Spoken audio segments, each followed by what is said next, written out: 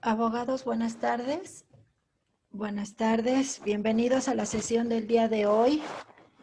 Tengan buen día, tengan buena tarde. Vamos a continuar con la descripción en la sesión de hoy. Vamos a continuar con la descripción de los contratos desde su concepto fundamentado, desde las partes que intervienen, su aplicación. Es el seguimiento de nuestra sesión pasada. Entendamos también que estamos en la elaboración de la carpeta digital que instruimos en sesiones anteriores a efectos de la evaluación de nuestra materia. Nuestra carpeta digital, nuestras instrucciones ya están otorgadas en nuestras sesiones anteriores, reitero, y vamos a darle la continuidad a la descripción de los contratos en general. Para tal efecto, comparto pantalla con ustedes y vamos a hablar en esta sesión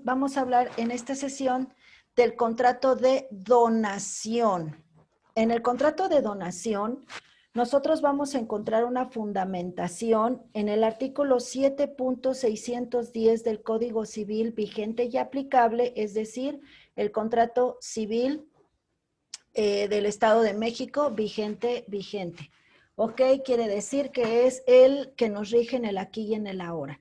En este contrato de donación, nosotros podemos conceptualizar como a la donación es un contrato por virtud del cual una persona llamada donante, es decir, el sujeto activo es el donante. Una persona llamada donante transfiere, entonces es un traslativo, transfiere en forma gratuita, ojo aquí, palabra jurídica, palabra clave, bien jurídico tutelado, gratuito. La donación tiene como especial naturaleza el ser un contrato gratuito. En el caso de que donación se genere con una contraprestación, entonces pierde su naturaleza si esa contraprestación se denomina como, o se aterriza en el contrato como, se pacta como un pago. Si hay un pago para una donación, pierde su naturaleza. Por lo tanto, entonces estamos violentando la existencia o la validez del contrato de donación. Es decir, de forma gratuita, una parte de sus bienes presentes, una parte o en su totalidad. Esa es una cuestión de pacto, de acuerdo de voluntades. Una parte de sus bienes presentes a otra llamada donataria, ¿ok? Donante es quien se va a despojar de forma gratuita de su esfera patrimonial una parte de sus bienes o sus bienes en la totalidad para esto a una persona llamada donataria, quien acepta dicha liberalidad. Ojo, palabra clave de la donación, reiteramos, es gratuito y que la parte donataria, es decir, quien reciba lo donado, lo acepte de forma libre, Vayamos a un caso práctico. En algunas de sus enseñanzas en materia de sucesiones, esto es enteramente el derecho civil y con la involucración y la diferenciación del derecho familiar. Cuando nosotros tocamos y atendemos las sucesiones, nosotros atendemos una sucesión por voluntad testamentaria, es decir, cuando hay un testamento firmado y signado ante un notario público, que es la autoridad correspondiente para la protocolización de un testamento, para el registro de un testamento, y es a voluntad expresa de la persona que en sus facultades mentales va a declarar su voluntad expresa de una vez a la muerte, es decir, cuando él se convierte en un decuyus, ese patrimonio, qué propiedad y qué posesión va a tener sobre un tercero. Cuando hay un testamento, aún así, en algunos de los casos prácticos, digo algunos porque habrá algunos otros que se pueda realizar esta adjudicación de la masa hereditaria frente al mismo notario. Si no es el caso, nosotros sustanciamos un juicio testamentario. Si no hay una voluntad testamentaria, si no hay testamento, estamos hablando de una sucesión intestamentaria y que ahí nos vamos a adaptar enteramente al parentesco, a las líneas de parentesco, es decir, para identificar a los legítimos herederos del decuyus, toda vez que no hay una voluntad expresa, ¿ok? Para que nosotros podamos hacer una sustitución, y esto estoy hablando ya de praxis, de práctica, si nosotros hacemos una sustitución de una sucesión, voy a llamarlo en una palabra coloquial, y digo coloquial enteramente porque esta no es una afirmación legal, no es una afirmación, no es una figura jurídica reconocida ante nuestra legislación. Si nosotros queremos heredar en vida, nosotros podemos celebrar un contrato de donación. Es decir, si ya la persona es fallecida, es un decuyus y no hay testamento, cero donación porque ya no está en vida, ya te vas directamente al intestamentario. Si hay una donación, sustituiría entonces una voluntad testamentaria. Esto evitaría el juicio testamentario, esto evitaría toda la cuestión económica, porque también un juicio testamentario lleva sus cuestiones de gastos económicos. A lo contrario, si vamos a un caso práctico, si el bien inmueble a mi muerte va a ser para mi hijo, entonces evito dejarle un testamento y en vida le celebro un contrato de donación apegado totalmente al artículo 7.610, lo protocolizamos, le damos la formalidad completamente legal ante el notario, hacemos la tramitación correspondiente ante el IFREM, Instituto de la Función Registral, todos los trámites administrativos ante ayuntamiento, y entonces te estoy heredando en vida. Y esta palabra, repito, heredar en vida no es una afirmación legal, es alguna afirmación coloquial para que nuestros clientes entiendan que hay otras modalidades y otros recursos legales para celebrar tu voluntad, para que tu voluntad se lleve a cabo, sea ejecutada tu voluntad, pero en tu sano juicio, en tus facultades mentales, puedes tener alternativas. Una es la del testamento, otra podría ser una donación. Ojo también, durante la celebración y pacto de la donación, se pueden incluir cláusulas específicas condicionantes, sí.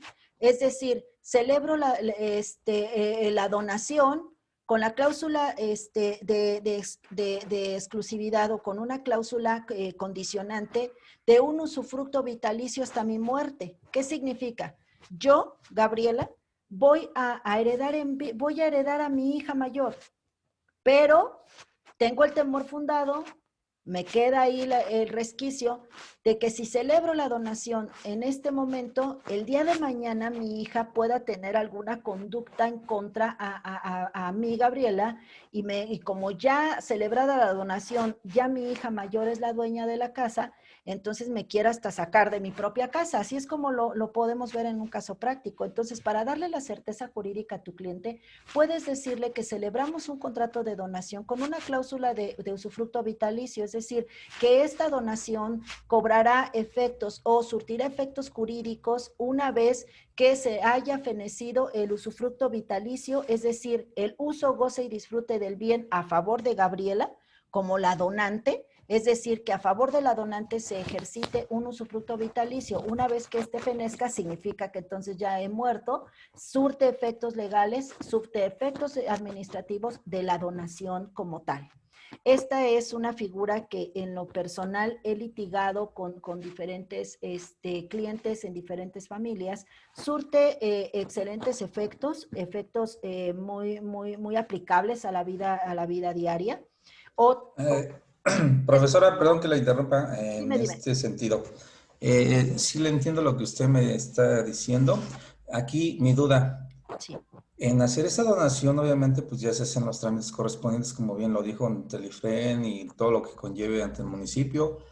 Y en su momento ya estará pagando los derechos de El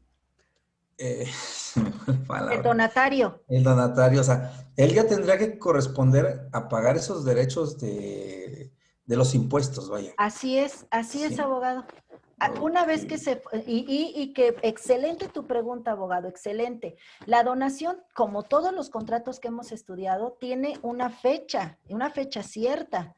Debe pactarse en una fecha cierta. El pacto o la firma de la donación surte efectos legales a la firma de la donación, aun cuando yo colocara una cláusula de condicionamiento. Vamos, y esto de verdad, abogado, surte efectos magníficos en la ciudadanía en general.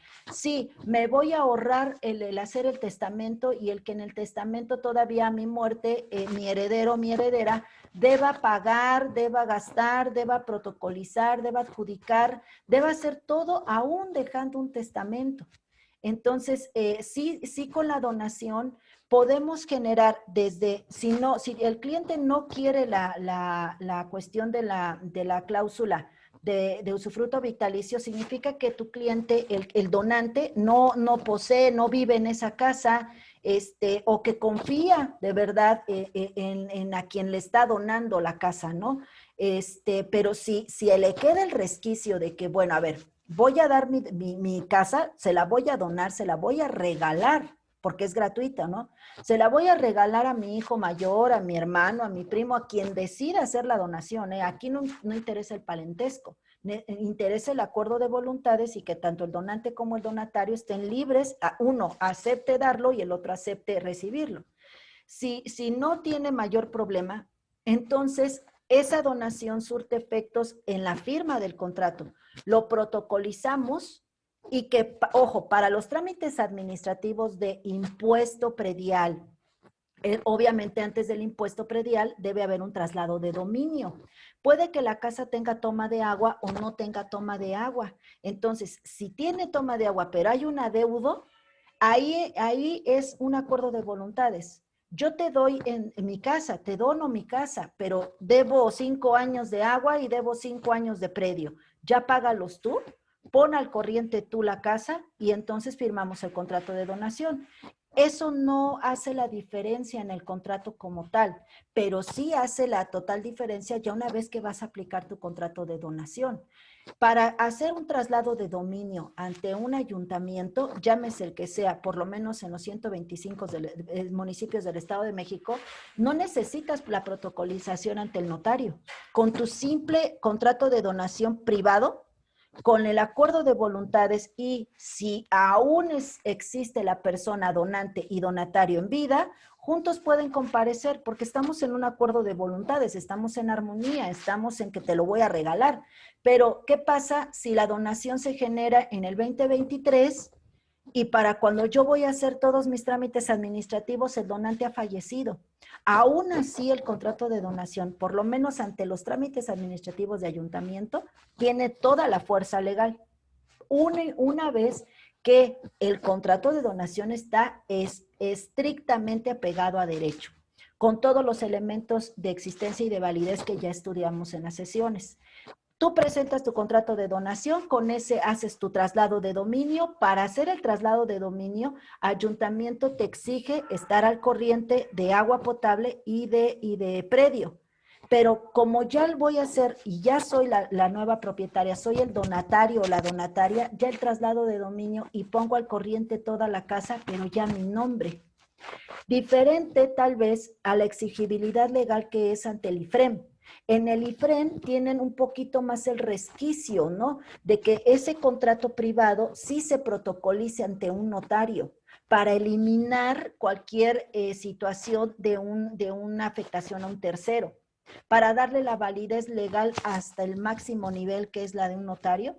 Pero si tú presentas este solo contrato, sí, ante el notario, voy a protocolizarlo, si no tengo traslado de dominio, predio, agua, entonces el notario te rebota y te dice, regulariza tu bien inmueble ante el ayuntamiento correspondiente para que yo te lo protocolice. Entonces ya me traes el contrato, el traslado de dominio, el pago de impuesto predial al corriente, pago de toma de agua al corriente, y entonces te lo protocolizo y en inmediato haces la inscripción ante el registro público, ante el anterior registro público de la propiedad, hoy el Instituto de la Función Registral.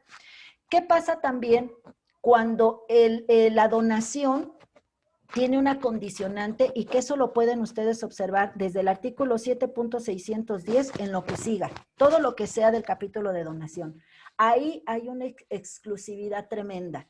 Donación debe un requisito exigible para que se celebre un contrato de donación es que del bien inmueble se tenga en escritura pública.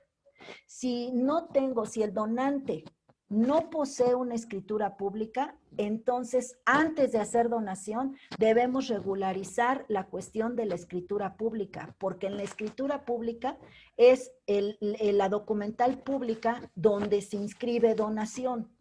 El notario te lo protocoliza, pero esa protocolización debe de ir agregada en la escritura pública del bien inmueble. Entonces, cuando vengan a ustedes clientes que pretendan una donación, palabra clave es ¿con qué documental usted se acredita como propietario? ¿Por qué su casa es su casa y usted es propietario? ¿Bajo qué condicionante, qué instrumento legal? ¿Qué documentos tiene? Ah, pues tengo el contrato de compraventa que me hizo mi abuelita en 1800 Carranza. Ok, solamente tengo contrato de compraventa de hace 1000 años. Entonces, antes de celebrar donación, primero tienes que alcanzar el grado de escritura pública para que sea la escritura pública a favor del donante. Y una vez que el donante ya tenga una escritura pública a su favor, ya podemos celebrar contrato de donación. Entonces, es un yin y yang, ¿no? Es una cara y cruz. ¿Qué te sale mejor? Pero ya en el caso práctico, ya hasta que tienes a la gente sentada frente a ti, valoran ellos como tus clientes y tú como su abogado, ¿qué te sale mejor? ¿Qué tanta fuerza legal en papeles, en documentos tienes para alcanzar la escritura para donación? ¿O qué tanto con eso documental que tenga el propietario puede hacer testamento? Si es la forma y el camino para heredar esa casa, quien tiene que heredarse o quien se pretende heredar, el camino más viable es signar un testamento, pero si va a salir lo mismo, porque el notario no te va a firmar o no te va a protocolizar un testamento con solamente un contrato de compraventa privado y mal hecho, porque al final la ciudadanía tiene documentales mal elaboradas que no cumplen con los requisitos de existencia y de validez, tienen una hoja en blanco. Blanco me refiero a que solamente le vendo mi casa en 2 millones de pesos, porque antes eran millones, le vendo mi casa en 2 millones de pesos a mi nieto fulanito de tal, firma la abuelita y firma tu papá, ¿no? Por ejemplo. O sea, firma el que va o pretende donar o testar. A ese documento todavía el notario le tiene que dar fuerza legal. Entonces, ahí es donde se valora. Punto clave y en conclusión, para ejecutar donación, para celebrar la heredar en vida, primero tienes que verificar con qué documentos cuenta el cliente. Si el cliente te dice, no tengo una escritura pública, pero tengo una inmatriculación administrativa. No tengo escritura pública, pero tengo un juicio de usucapión a mi favor en sentencia, pero sí lo tengo inscrito en el IFREM. Entonces, es mucho más fácil obtener una escritura. Entonces, valoremos qué tenemos, por qué camino nos podemos ir. Pero la donación es heredar en vida cuando se tiene una escritura. Para esto, ustedes revisen la ley, artículo 7.610, ahí viene toda la especificación del contrato de donación, qué requisitos son exigibles en el Estado de México y qué documentales públicas legales se permiten para celebrar una donación. Si cuento con escritura pública, no lo pienses, vete por la donación. Como abogados, habrá quien me lo ha preguntado, Lic, en cuestión económica, en cuestión dineros, ¿qué me conviene a mí como abogado? Porque al final es mi chamba, ¿no? ¿Qué me conviene a mí? Celebrarles un contrato de donación y hacer toda la cuestión del notario, pero al final el notario cobra lo suyo. Ahí ya entro yo, pero nada más cobrando una gestoría, no una intermediación. O realmente invitarlos a hacer un testamento y a la muerte celebrar la adjudicación testamentaria o el juicio testamentario. Mi opinión, muy personalísima. Esto es una opinión en la práctica profesional que yo tengo en mi trayectoria, es el aquí y el ahora. Si tú tienes escritura pública con tu cliente, vete por la donación, porque vas a cobrar un contrato, la elaboración de un contrato de donación que tampoco son 5 pesos. Ahí había que valorar los estándares de cuánto cobras por elaborar un contrato de donación, cuánto cobrarías por la intermediación ante el notario. Te echo la mano también para la inscripción en el registro público de la propiedad, en el Instituto de la Función Registral actual. También te echo la mano para todos los trámites administrativos en ayuntamiento y entonces te vas por el carro completo. A que si sugieres un testamento, tendrás que esperar a que la persona muera y que los herederos o el heredero te vuelva a buscar para hacer la adjudicación y para hacer el juicio testamentario. Y ahí ya queda la duda, ¿no? Ahí tú ya no sabes si vas a seguir siendo el representante de la masa hereditaria una vez que se vaya a adjudicar. Entonces, mi elección profesional personalísima, lo reitero, es el aquí y el ahora. Si tienes escritura pública, vete por la donación y auxíliales en todo lo que es notario y auxíliate en todo lo que es ayuntamiento. Cobras por tus servicios y efectúas la celebración del contrato, le das la propiedad y posesión a quien decide el donante que sea el donatario y tú cobraste por lo que hiciste. Entonces, este contrato de donación es súper usado en heredar en vida o sobre todo también la donación aplica cuando estás en el rubro tipo de la administración pública, ¿no? Cuando se donan 200 metros para que se construya aquí en mi terreno la delegación de la comunidad. Entonces, tú puedes ser el abogado que celebre el contrato de donación, siempre y cuando, otra vez reitero, el propietario tenga escritura pública y haga la donación, y esa sería una donación a una persona moral, que es el ayuntamiento. Entonces, la donación, siempre y cuando sea gratuita y que la parte tenga escritura pública, tenga instrumento público para acreditar la propiedad, significa entonces que es el legítimo propietario, sin ningún tipo de dejar a salvo los derechos de terceros, como lo hace, por ejemplo, una sentencia de inmatriculación administrativa, ¿no? La inmatriculación administrativa deja a salvo los derechos de un tercero. Entonces, no puedes celebrar donación con solamente una sentencia de inmatriculación administrativa. Te tienes que aventar la cuestión de la escrituración para que se quede como cosa juzgada, como sentencia, como cosa juzgada o como adjudicación neta para ser tú el propietario de ese inmueble. Entonces, el correr con los gastos del donatario con el donante puede ser un acuerdo. O yo pongo en regla todo para donarte la casa, o como ya va a ser tu casa, pon al corriente todo, yo te celebro donación y entonces ya todo lo que vas a poner a tu nombre, ya puedes, todo lo que tengas que poner al corriente ya lo puedes celebrar, pero a tu nombre. Entonces, ahí está la respuesta, Javier. Si te satisface, si no, dime qué te queda de duda.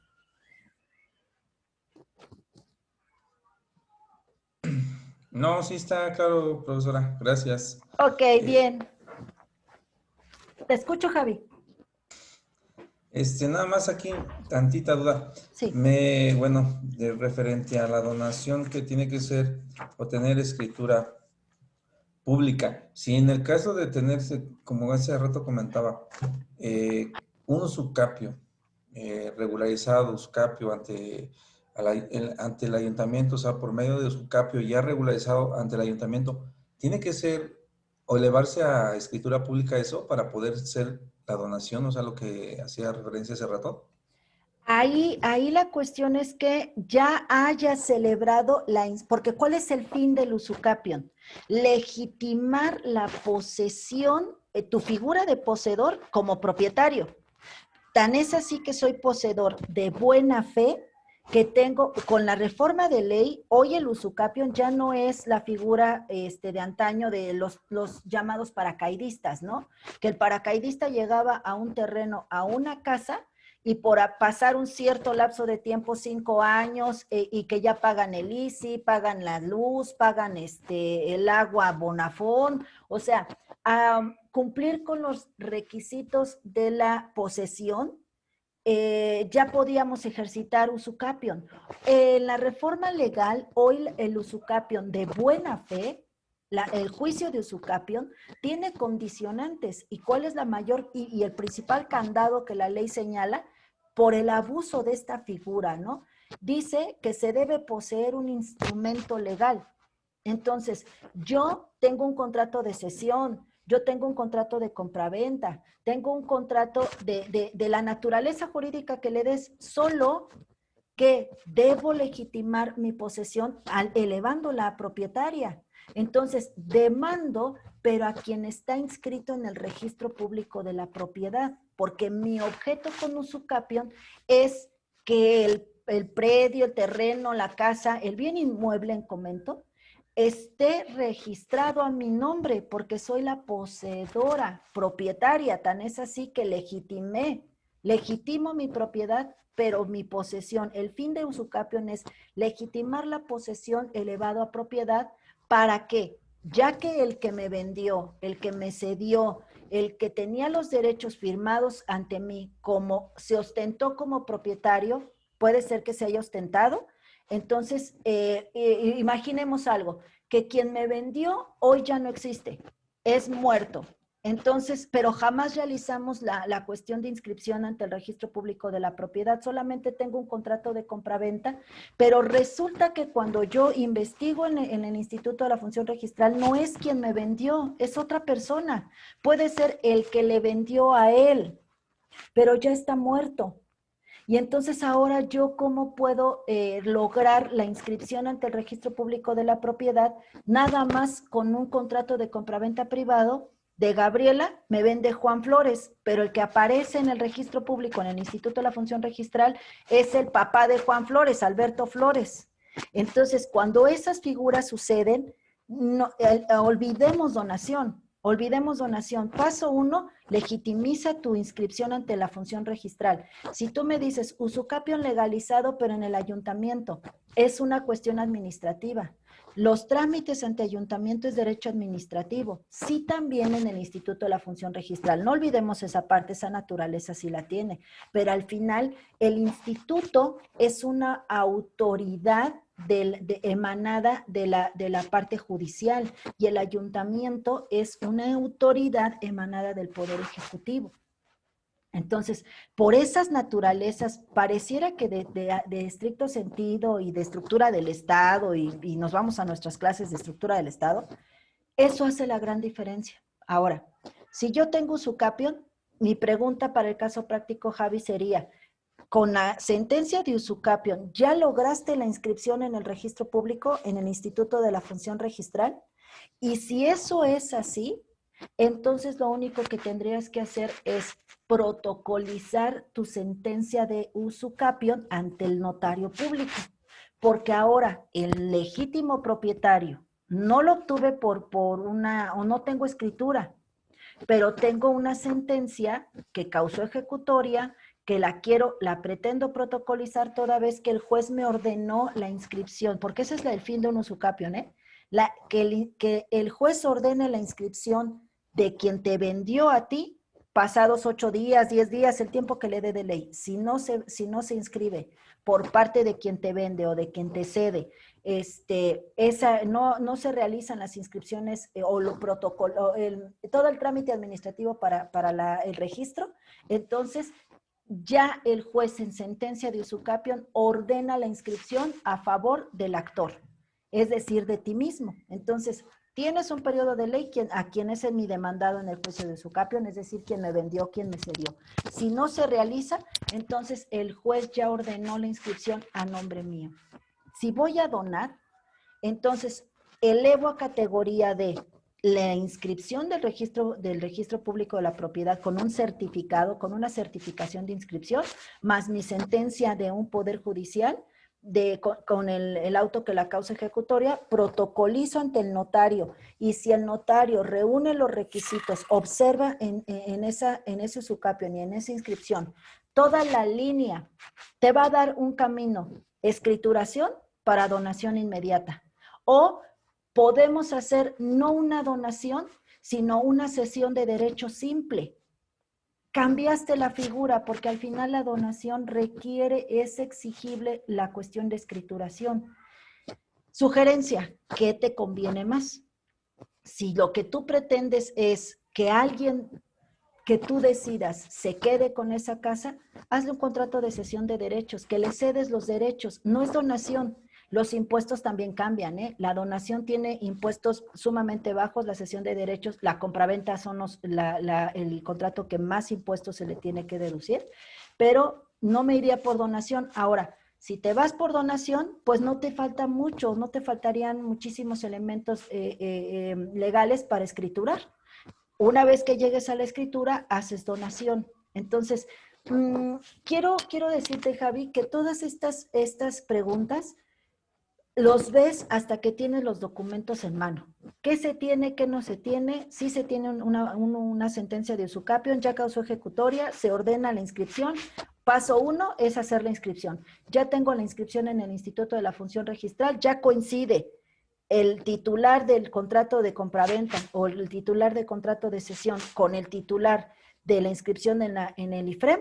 Entonces, con estos dos documentos, por obvio, tú ya tienes pago de predio, pago de agua potable, la luz es totalmente otro servicio muy accesorio, igual que el internet y todo esto, ¿no? Pero si ya cuentas con esta titularidad de propiedad, entonces irte por la heredar en vida, en donación, tienes un paso para llegar a la escrituración y te evitas todos los caminos que te tengan que costar mucho más tiempo, más dinero para ejercitar la propiedad de una persona tercera que no sea donación y a lo mejor sea cesión de derechos. ¿Qué te sale mejor? Irte por la cesión de derechos pagando los impuestos que se pagan o escriturar y hago donación y bajo los impuestos. Esa cuestión ya la ves totalmente con vinculación del notario público. Sugerencia. Existe la ley del notariado público del Estado de México y de la Ciudad de México, Javi.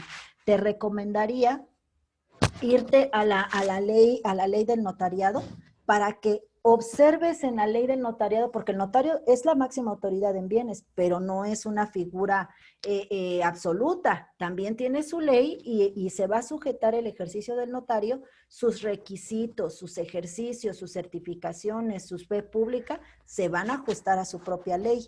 Entonces, revísale la ley del notariado público del Estado de México y si quieres también revisa la diferenciación con la de Ciudad de México y ahí te va a quedar mucho más claro los trámites de protocolización de los contratos o cuáles son los requisitos o cuáles son los caminos para una escritura pública, qué requiero para escriturar.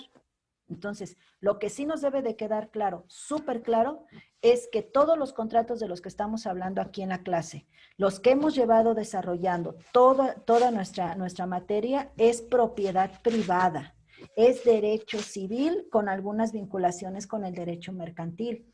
Nuestra materia como tal es contratos mercantiles, pero un plus, un extra, es conocer todos los civiles porque los mercantiles se te van a hacer súper fáciles porque solamente habla de actos de comercio y los contratos civiles hablan de toda la esfera integral del ser humano.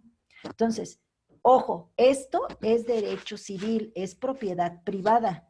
Nada que ver con derecho agrario, nada que ver con ejido, nada que ver con parcelas. Ahí es un mundo totalmente diferente. Son autoridades totalmente diferentes, autoridades agrarias.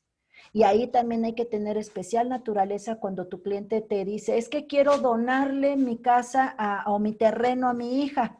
Ok, primer pregunta, ¿qué documento tiene para acreditar la propiedad de usted? Es que tengo mi certificado parcelario. Te borras de la cabeza como abogado todos los contratos que estamos hablando aquí, desaparece el notario, desaparece el Instituto de la Función Registral, todo.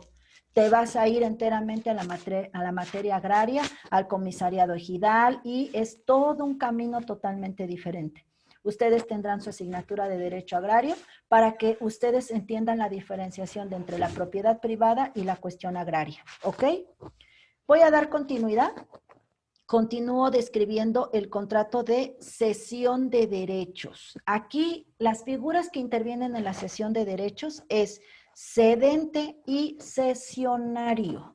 Su fundamento legal es el 7.274 y dice, habrá cesión de créditos cuando el acreedor, es decir, la persona, el sujeto activo, transfiere a otro los que tenga contra su deudor. Aquí La cesión de derechos es un contrato amplio, es un contrato realmente que es amplio por la naturaleza que tiene. Esa cesión de derechos puede ser en dos vías. Puedo ceder mis créditos o puedo ceder mis deudas. Puedo ser un cedente de una cuestión crediticia o puedo ser un cedente pero bajo la aprobación del acreedor de la deuda que yo tengo.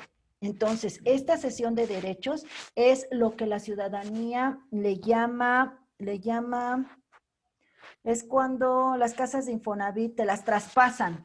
La figura dicen, es que me traspasan un crédito, me traspasan una casa de Infonavit. Ojo aquí, y el Instituto de Vivienda, el Infonavit, no acepta la cesión de derechos como particulares, porque el crédito es uno y estás hablando de una hipoteca, una hipoteca hacia un trabajador. Entonces, que ese trabajador te diga a ti, ya no quiero mi casa, no la quiero seguir pagando, págala tú, yo he dado 100,000 pesos, me das mis 100,000 pesos y la sigues pagando tú, ahora tú arréglate con Infonavit, no. Ni con las reformas de ley que ha tenido la ley de Infonavit, no. Sí se hace, ojo, sí se hace entre particulares, sí se hace con el desconocimiento completo ante Infonavit. ¿Para qué? Para que ese traspaso sí quede legalizado y formalizado, pero ojo, el caso práctico en la calle es el traspaso de casas Infonavit y no, el instituto no reconoce una cesión de derechos porque, reitero, esa casa existe a favor de esta persona porque es una hipoteca. Entonces la hipoteca no se cede, no hay una cesión de créditos hipotecarios, no. Entonces, esta parte hay que tenerla muy en especial naturaleza. Ojo también, acérquense a los agentes de Infonavit, acérquense a una oficina de Infonavit como abogados en entrenamiento y despejen sus dudas también. Mira, pasa lo siguiente, yo quiero, o mi tío, y ahí como que le ponen el caso sobre la mesa y vean qué les asesoran. De lo contrario también, en PDF descarguen la ley de Infonavit, léanse la ley de Infonavit que habla sobre la cesión de créditos. ¿Qué pasa cuando el trabajador deja de pagar la casa, el crédito Infonavit? ¿Qué pasa? ¿Se le retira, se le cancela? ¿Qué pasa si se muere, se queda pagada la deuda? Con la reforma de la ley de Infonavit, ¿sigue pasando, no sigue pasando? Se murió mi papá, que era el que pagaba el Infonavit, yo soy su única hija, soy la hija que le interesa la casa, la puedo seguir pagando, es decir, que la hipoteca ya se murió mi papá, pero que ahora caiga sobre mí. Todos esos casos prácticos están en la ley de Infonavit, que es materia del derecho de seguridad social que ustedes estudian en la carrera, o acérquense a la oficina Infonavit y despejen todas sus dudas, porque esto es lo que el día que ustedes ejerzan su licenciatura, la gente te busca para esto. Entonces, un civilista debe de tener la apertura tanto del derecho agrario, el derecho civil y el derecho de la seguridad social por estos temas, ¿ok? Cesión de derechos. Cuando el cedente, en el caso de la descripción del 7.274, habla que cede el crédito. Habrá cesión de créditos cuando el acreedor transfiere a otro lo que tenga contra su deudor. Es decir, yo tengo una deuda, a mí me tienen una deuda, yo soy el acreedor y tú eres el deudor, ¿ok? Dice, la cesión de créditos cuando el acreedor transfiere a otro los que tenga contra su deudor. Ya no me debes a mí, ya le debes a él. Estoy cediendo, el beneficiario no es el que debe, el beneficiario es entre los acreedores. La cesión de derechos es, yo te cedo los derechos a ti, cesionario, para que cobres y ejercites la obligación contra el deudor. Esa se llama cesión de derechos, de crédito. En otra figura es cuando el que me debe a mí cede la deuda a otro. Ya no te voy a pagar yo, te va a pagar mi papá, porque no tengo el dinero, porque X, Y, Z, ya no te voy a cubrir la deuda yo, te la va a cubrir mi papá, mi esposo, mi lo que sea. Entonces, solamente la diferencia entre la cesión de créditos y de deuda es que para que se realice la cesión de deuda o la subrogación de deuda es a autorización del acreedor. Si no me paga mi deudor, pero sí autorizo que la deuda que se tiene conmigo la pague otra persona, entonces se celebra cesión de deuda, subrogación de deuda. Pero si no, el que me sigue debiendo eres tú. Esa es una cesión de derechos. Es decir, le cedo el crédito a otro acreedor para que ejercite el cobro de mi deuda. Cedente y cesionario. Mayor ampliación de información desde el artículo 7.274 en lo que siga. ¿Ok? Permuta, cambio. Ahí la palabra clave es cambio. La permuta es un contrato por el cual cada uno de los contratantes se obliga a darse un bien por otro. ¿Ok? 7.605 y se llama permutante o permutuante y permutuario. El que propone el cambio y el que recibe el cambio, ¿no? Tengo un coche, te lo cambio por una camioneta. La ciudadanía le dice, ¿no? Una palabra coloquial muy practicada. Mi coche vale 100,000 pesos, tu camioneta vale 200,000. Te doy mi camioneta y te doy el ribete por los otros 100,000. Entonces, al final son bienes. Date cuenta, el dinero también es un bien. Entonces, se puede celebrar permuta como intercambio de bienes uno por el otro y que también se puede agregar un económico, pero no desconozcamos el dinero como un bien. Entonces, sí ejercita el cambio, siempre y cuando se obliguen a entregarse un bien por el otro, ¿ok? Pero que la mayor parte del costo sea con un bien mueble. Si no, entonces sería compraventa. Si te voy a dar mi carro y tú me das mi camioneta, entonces te vendo mi carro y tú cómprame mi carro, te compro tu camioneta. Entonces, no, la naturaleza de la permuta es que el costo total, la mayor parte, el 50 más 1, sea en bienes muebles y que el resto más pequeño sea por dinero. Esa es la única condicionante. Mayor información, 7.605. Nos vamos con el contrato tan mencionado de hipoteca. La hipoteca es un derecho real. ¿Qué significa derecho real? Es el vínculo jurídico que existe de una persona física o moral sobre un bien. Yo tengo el derecho real, tengo un derecho constituido sobre bienes que no se entregan al acreedor y que da derecho a este, en caso de incumplimiento de la obligación garantizada, a ser pagado con el valor de los bienes en el grado de preferencia establecido por la ley. Hipotecante, hipotecario, artículo 7.1097. Tan fácil como esto. No se entrega. ¿Por qué el concepto dice no se entrega? Porque la casa de Infonavit, hasta que no liberes la hipoteca, no se te entrega. Es decir, no eres propietario del bien inmueble, ¿ok? Pero sí fuiste propietario o sí se te entregó un bien que garantizó, que garantiza este cumplimiento, que fue el crédito, que fue el dinero.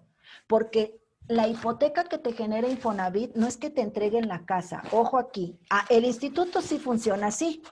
Te dice, a ver, tú trabajador tienes 500,000 pesos en tu crédito Infonavit. Tu casa está en Ojo de Agua, Tecámac, en las casas Urbi. Pero realmente, si el trabajador es asesorado, no tienes que comprar esa casa. A mí me asiste el derecho de la seguridad social, a mí dame mi crédito. Y yo ejerzo mi crédito donde a mí se me pegue la gana, donde yo decida, donde yo elija, no donde tú digas. ¿Ok? La ciudadanía se va con la idea de que Infonavit es quien te... Ay, no es que me dieron mi casa de Infonavit, pero hasta San Juan de no sé dónde. Es porque tú lo permitiste. Porque al final del día la hipoteca es, te doy un dinero para que compres tu bien inmueble, que al final el mismo bien inmueble queda en garantía hasta que tú no me pagues el dinero. Si tú no me pagas el dinero, la garantía está en el mismo bien inmueble. Hasta que no termines de pagar el costo con los intereses, que pasan 200 años para que lo termines, se te libera la hipoteca, la casa es tuya. Pero al final el mismo bien garantiza la obligación del pago, ¿ok? Vamos al contrato de asociación. Asociación. La asociación civil es un contrato por el cual se reúnen de manera que no sea enteramente transitoria. Dos o más personas para realizar un fin común y que no tenga carácter preponderantemente económico. Es decir, la asociación preferentemente no debe ser económica. ¿Por qué dice preponderantemente y no dice prohibido el carácter económico? Porque habrá aportaciones de donaciones, ¿no? La asociación civil, aquí el punto es que no sea transitoria, que no sea para un solo acto, sino que la asociación fulanita de tal esté integrada por 2 o más, porque es un contrato de 2 o más. Es decir, una persona moral. Una asociación lleva un cuerpo colegiado de personas físicas, entonces se convierte en una persona moral, pero sin fines de lucro. Sin fines de lucro, porque si tiene fines de lucro, entonces ya no se llama asociación, ya se llama sociedad civil, sociedad mercantil.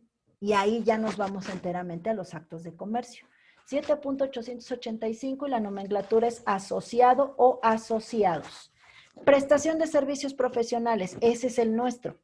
El que presta y el que recibe los servicios. Dice el artículo 7.825.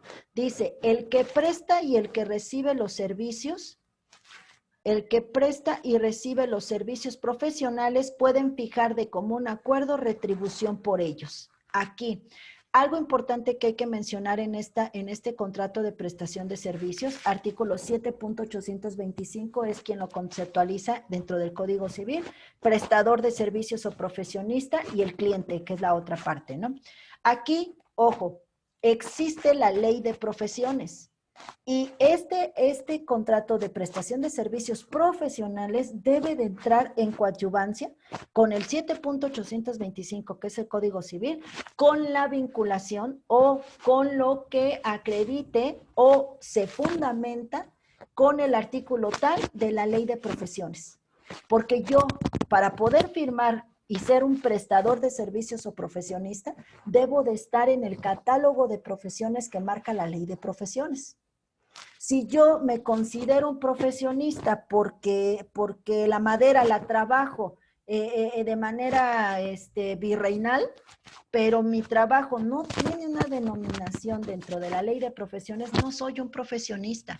O si la ley de profesiones marca que para que tú puedas firmar un contrato de servicios profesionales debe ser acreditada tu instrucción con una cédula profesional, con un título profesional, con una técnica profesional, pero tú no tienes esos documentos, tú estás en una cuestión de incumplimiento, no incumplimiento de contrato porque no se trata de que no te lo van a pagar, sino estás hasta en un delito llamado usurpación de persona, usurpación de profesiones, usurpación hasta de identidad, si es que usas un documento que no sea el tuyo para acreditarte. O sea, yo sí fui al CONA, pero nunca me gradué y no tengo la cédula de técnico como enfermero, pero sí presto mis servicios y firmo un contrato como enfermera, pero no tengo cómo acreditar que soy enfermera. Entonces, ahí estás incurriendo hasta en un hecho delictuoso, usurpación de funciones y profesiones.